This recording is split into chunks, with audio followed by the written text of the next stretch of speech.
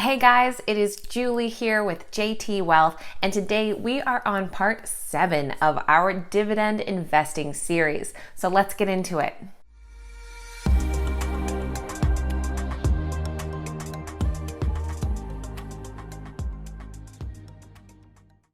All right, welcome back everyone. Thank you so much for being here and happy Friday.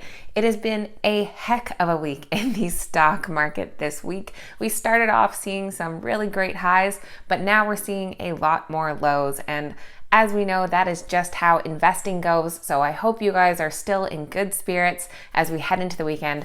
I know I am very excited for the weekend, and it is a long weekend at that. So keep in mind that the markets will be closed on Monday. As I said in the intro there, we are on week 7 of our dividend investing series. Now, if you're just joining in on this series, the whole purpose of it is to build a dividend paying portfolio that will eventually in the long term pay out upwards of $2,000, $3,000 a month in passive income. We are doing this by putting $50 per week into our M1 Finance account into strong dividend paying stocks. And you know, we are not doing this alone. So as I mentioned, we're doing $50 per week, but our friend Sam with My Financial Friend is putting in $100 per week to his dividend investment portfolio. And our friend Logan from Logan Fisher is doing $25 per week into his. So we kind of have a range of investment price points. So hopefully one of these series fits your needs. So in today's video, we are going to go over where our M1 Finance portfolio is at right now. I did add 2 new dividend paying stocks this week, so I'm going to cover which stocks those are and why we chose them.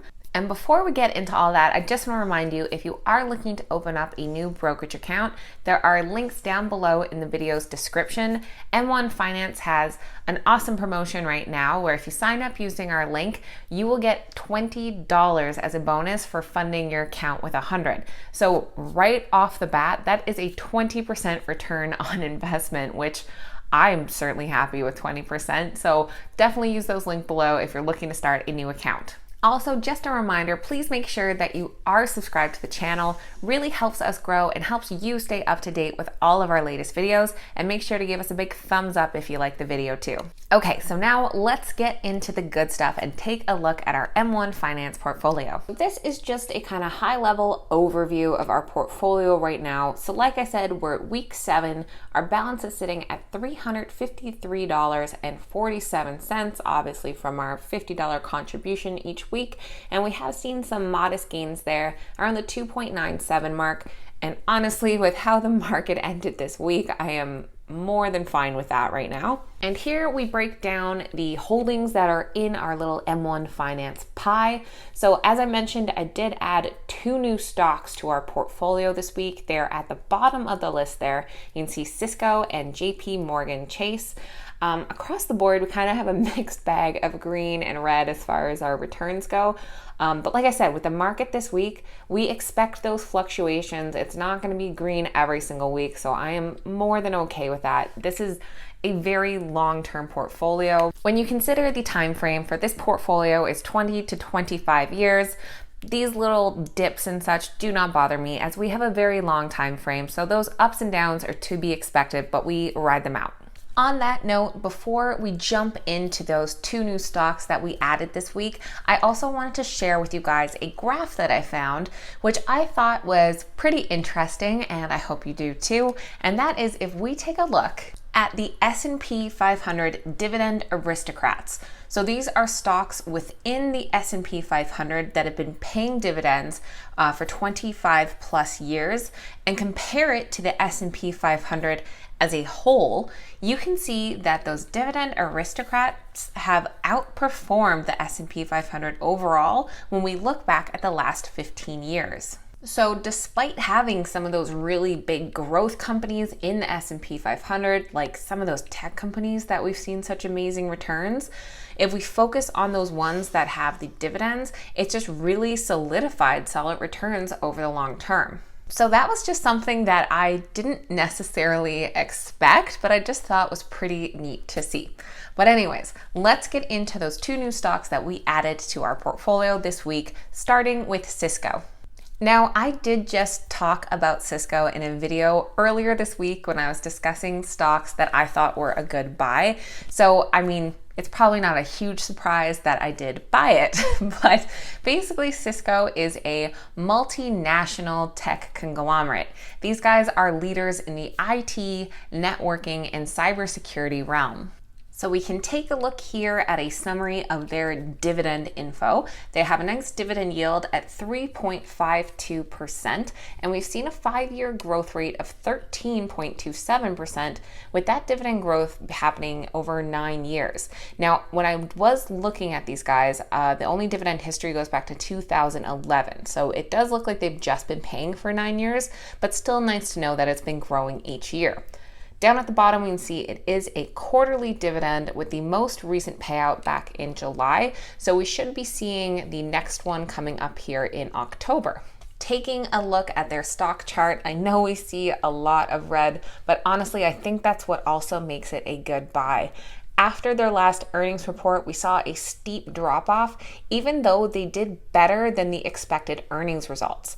We also just found out that they have agreed to buy Babbeltech, which is a company that's going to help enhance their WebEx remote learning. Looking at their stock forecast, I think we have some positive news here. Their low forecast is $45, which is already higher than their current price, and a high end of $55. So we definitely have some room for growth there. It's rated a moderate buy with 11 buy ratings and 7 hold.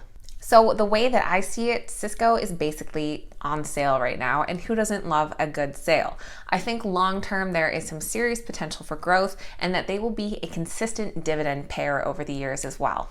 Now on to the second stock that we added this week to our dividend portfolio, and that is JPMorgan Chase. Now you are probably familiar with these guys as they are one of, if not the largest bank in America. Taking a look at their dividend summary here, we have a dividend yield of 3.55% and an impressive 5-year growth rate of over 16%, seeing growth over the last 7 years.